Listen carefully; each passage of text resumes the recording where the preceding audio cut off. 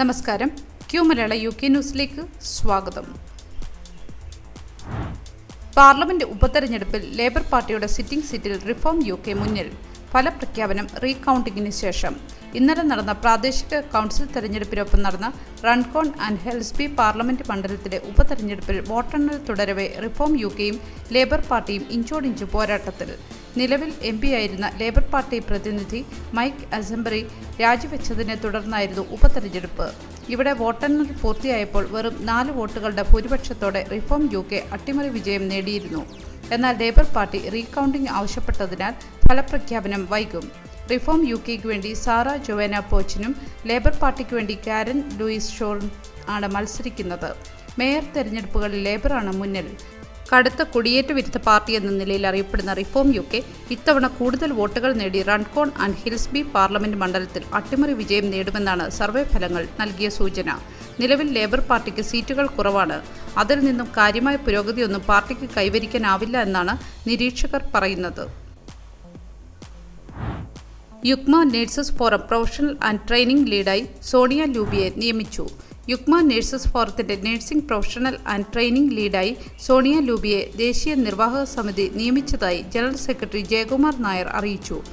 ബാർട്സ് health, NHS trust hospital, NEL integrated care board project manager and RTP programme ലീഡായി ജോലി ചെയ്യുന്ന സോണിയ തിരക്കേറിയ ഔദ്യോഗിക ചുമതലകൾക്കിടയിലും സാഹിത്യ സാംസ്കാരിക മേഖലകളിൽ നിറസാന്നിധ്യമാണ്. സോണിയ ലൂബിയുടെ അധ്യാപന ട്രെയിനിംഗ് രംഗങ്ങളിലെ ദീർഘകാലത്തെ പരിചയവും സാമൂഹിക സാംസ്കാരിക രംഗങ്ങളിലെ പ്രവർത്തനവും UUKMA nursing professional and training lead എന്ന ഉത്തരവാദിത്വമേറിയ റോൾ മികച്ച രീതിയിൽ നിർവഹിക്കുവാൻ സഹായകരമാകുമെന്ന് പ്രതീക്ഷിക്കുന്നതായി യുക്മ ദേശീയ പ്രസിഡന്റ് അഡ്വക്കേറ്റ് എബി സെബാസ്റ്റ്യൻ പറഞ്ഞു. ബ്രിട്ടീഷ് പൗരൻ ഇന്ത്യൻ ജയിലിൽ കഴിയുന്ന സാഹചര്യത്തിൽ ഡേവിഡ് ലാമി ഇടപെടണമെന്ന് MP മാർ. 7 വർഷമായി ഇന്ത്യൻ ജയിലിൽ കഴിയുന്ന ബ്രിട്ടീഷ് സിഖ് വംശജനായ ജഗ്തർ സിംഗ് ജവഹറിന്റെ കേസ് സമ്മർ കഴിയുന്നതുവരെ ഇന്ത്യൻ സുപ്രീം കോടതി മാറ്റിവെച്ച സാഹചര്യത്തിലാണ് ഡേവിഡ് ലാമി സംഭവത്തിൽ ഇടപെടണമെന്ന് MP മാർ ആവശ്യപ്പെട്ടത്. 7 വർഷമായിട്ടും ജഗ്തർ സിംഗ് ജോഹലിനെതിരെ ഒരു കുറ്റവും തെളിയിക്കപ്പെട്ടിട്ടില്ല എന്നും MP മാർ പറഞ്ഞു. ഖാലിസ്ഥാൻ ലിബറേഷൻ ഫോഴ്സ് എന്ന തീവ്രവാദ സംഘടനയുടെ ഭാഗമാണെന്നും 2013 പാരീസിൽ 3000 പൗണ്ട് KLFന് നൽകിയ ആയുധങ്ങൾ വാങ്ങിയെന്നും 2016-17 ആക്രമണങ്ങളിൽ ഈ ആയുധങ്ങൾ ഉപയോഗിച്ചു എന്നുമാണ് ആരോപണം. എന്നാൽ ജോഹൽ ഈ ആരോപണങ്ങൾ നിഷേധിക്കുന്നു. തന്റെ ഏറ്റുപറച്ചിൽ കടുത്ത പീഡനങ്ങളെ തുടർന്നാണ് നടത്തിയതെന്നും ജോഹൽ പറയുന്നു. 2025 മാർച്ചിൽ പഞ്ചാബിലെ ഒരു കേസിൽ ജോഹൽ എല്ലാ കുറ്റങ്ങളിൽ നിന്നും മോചിതനായെങ്കിലും ഫെഡറൽ കോടതിയിലെ സമാനമായ കുറ്റാരോപണങ്ങളിലാണ് ഇപ്പോഴും ജയിലിൽ തുടരുന്നത്. റിട്രീവ് എന്ന സംഘടനയുടെ അഭിപ്രായത്തിൽ ജോഹലിന്റെ തടവ് ഇന്ത്യയിലെ ആക്ടിവിറ്റീസ് പ്രിവെൻഷൻ ആക്ടിന്റെ ദുരുപയോഗമാണ്. ഒരേ കുറ്റത്തിന് വീണ്ടും വിചാരണ ചെയ്യപ്പെടുന്നത് അന്താരാഷ്ട്ര നിയമങ്ങൾക്ക് വിരുദ്ധമാണ്. ജോഹലിന്റെ സഹോദരൻ ഗുർപ്രീത് സിംഗ് ലാമി ശക്തമായ നടപടിയെടുക്കണമെന്ന് ആവശ്യപ്പെട്ടു.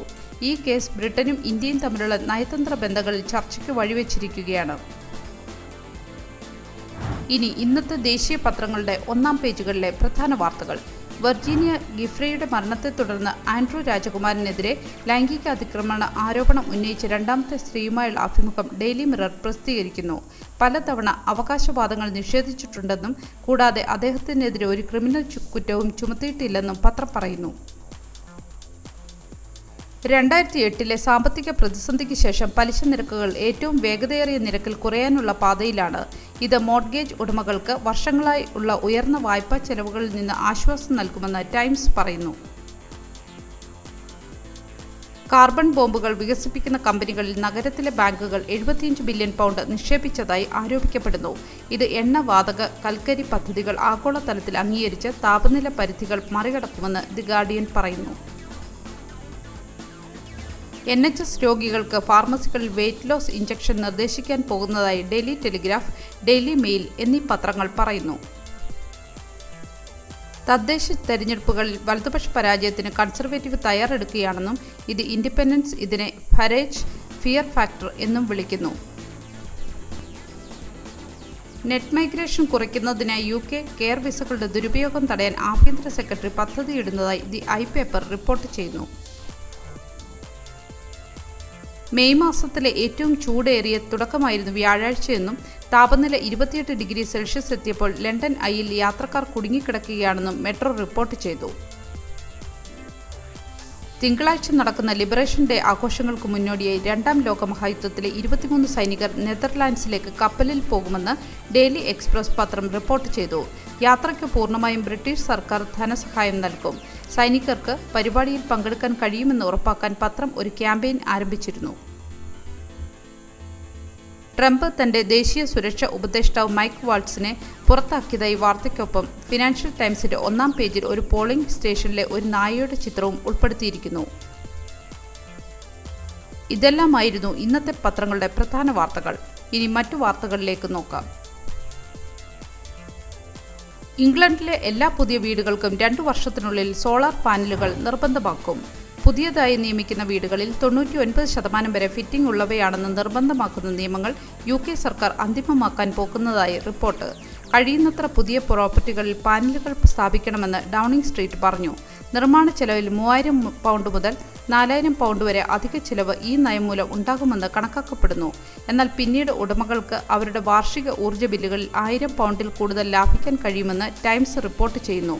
വരും മാസങ്ങളിൽ പ്രസിദ്ധീകരിക്കുന്ന ഫ്യൂച്ചർ ഹോംസ് സ്റ്റാൻഡേർഡിൽ ഇത് മുന്നോട്ട് കൊണ്ടുപോകുന്നതിനുള്ള നടപടികൾ ഉൾപ്പെടുത്തും. നിലവിൽ നിർമ്മിക്കുന്ന പുതിയ വീടുകളിൽ 60%-നും സോളാർ പാനലുകൾ. പാർലമെന്റ് തിരഞ്ഞെടുപ്പിനുള്ളിൽ 1.5 ലക്ഷം പുതിയ വീടുകൾ നിർമ്മിക്കുമെന്ന പ്രതിജ്ഞ ലേബർ പാർട്ടിയുടെ പ്രകടന പത്രികയിൽ ഉൾപ്പെടുത്തിയിരുന്നു. മെഡിക്കൽ രേഖകളിലെ പിഴവുകൾ രോഗികളെ അപകടത്തിലാക്കുന്നതായി വിദഗ്ധർ. ഇംഗ്ലണ്ടിലെ 1800 മുതിർന്നവർക്കിടയിൽ നടത്തിയ സർവേയിൽ 23% പേർക്കും തങ്ങളുടെ മെഡിക്കൽ രേഖകളിൽ തെറ്റുകൾ കടന്നുകൂടിയതായിട്ടുള്ള അനുഭവം നേരിട്ടതായി കണ്ടെത്തി. പേരും ജനനത്തീയതിയും ഉൾപ്പെടെയുള്ളവയിൽ തെറ്റുണ്ട്. എന്നാൽ ചികിത്സ സംബന്ധിച്ച വിവരങ്ങൾ തെറ്റിപ്പോകുന്നത് രോഗികളുടെ ജീവൻ അപകടത്തിലാക്കുമെന്ന് health watch chief executive Lucy Ansari പറഞ്ഞു. രോഗം, ഉപയോഗിക്കുന്ന മരുന്നുകൾ, നൽകിയിട്ടുള്ള ചികിത്സകൾ എന്നിവ സംബന്ധിച്ച സുപ്രധാന വിവരങ്ങളിലാണ് പിശകുകൾ കടന്നുകൂടുന്നത്. ഇതുമൂലം രോഗികൾക്ക് ടെസ്റ്റുകളും ചികിത്സകളും നിഷേധിക്കപ്പെടുകയോ പരിചരണം ലഭ്യമാകാതെ പോവുകയോ ആവശ്യമില്ലാത്ത മരുന്നുകൾ നൽകപ്പെടുകയോ ചെയ്യുന്നുവെന്നും NHS വാച്ച്ഡോഗ് നടത്തിയ അന്വേഷണത്തിൽ കണ്ടെത്തി. കെയർ വർക്കർ വിസയിൽ കർശന നടപടി. മുൻ home secretary Yvette Cooper care തൊഴിലാളി വിസയിൽ ദുരുപയോഗം തടയാൻ കർശന നടപടികൾ ആലോചിക്കുന്നു. കുടിയേറ്റ തൊഴിലാളികൾ വിസയ്ക്കായി ആയിരങ്ങൾ നൽകുന്നുണ്ടെങ്കിലും ജോലി ലഭിക്കാതിരിക്കുകയോ കുറഞ്ഞ വേതനമോ മോശം തൊഴിൽ സാഹചര്യങ്ങളോ നേരിടുന്നു. യൂണിസൺ റിപ്പോർട്ട് പ്രകാരം ഒരു തൊഴിലാളിക്ക് £13,500 നൽകിയിട്ടും 1 വർഷം ജോലി ലഭിച്ചിട്ടില്ല. കൂപ്പർ വിസ സ്പോൺസർഷിപ്പ് വ്യക്തിഗത തൊഴിലുടമകളിൽ നിന്നും മാറ്റി ആരോഗ്യ പരിചരണ മേഖലയുമായി ബന്ധിപ്പിക്കാൻ ആലോചിക്കുന്നു. വിസ പൂർണ്ണമായി റദ്ദാക്കുകയോ സ്പോൺസർഷിപ്പ് ഹോം ഓഫീസിന്റെ നിയന്ത്രണത്തിലാക്കുകയോ ചെയ്യാനുള്ള ആവശ്യവും ഉയരുന്നു. കോവിഡ് കാലത്ത് NHS കെയർ മേഖലയിലെ ക്ഷാമം പരിഹരിക്കാൻ ആരംഭിച്ച വിസ ചിലർ തട്ടിപ്പാണെന്ന് വിളിക്കുന്നു. 2023 1 ലക്ഷം തൊഴിലാളികൾക്കൊപ്പം 1,20,000 ആശ്രിതരെത്തി. ഇത് നെറ്റ് മൈഗ്രേഷൻ 9,06,000 ആക്കി. മുൻ ഹോം സെക്രട്ടറി ജെയിംസ് ക്ലവർലി ആശ്രിതരെ കൊണ്ടുവരുന്നത് നിരോധിച്ചതോടെ 2024 വിസ അപേക്ഷകൾ 68% കുറഞ്ഞു. കൂപ്പർ തൊഴിലുടമകൾ UKയിലെ കുടിയേറ്റ തൊഴിലാളികൾക്ക് മുൻഗണന നൽകണമെന്ന് നിർദ്ദേശിച്ചു.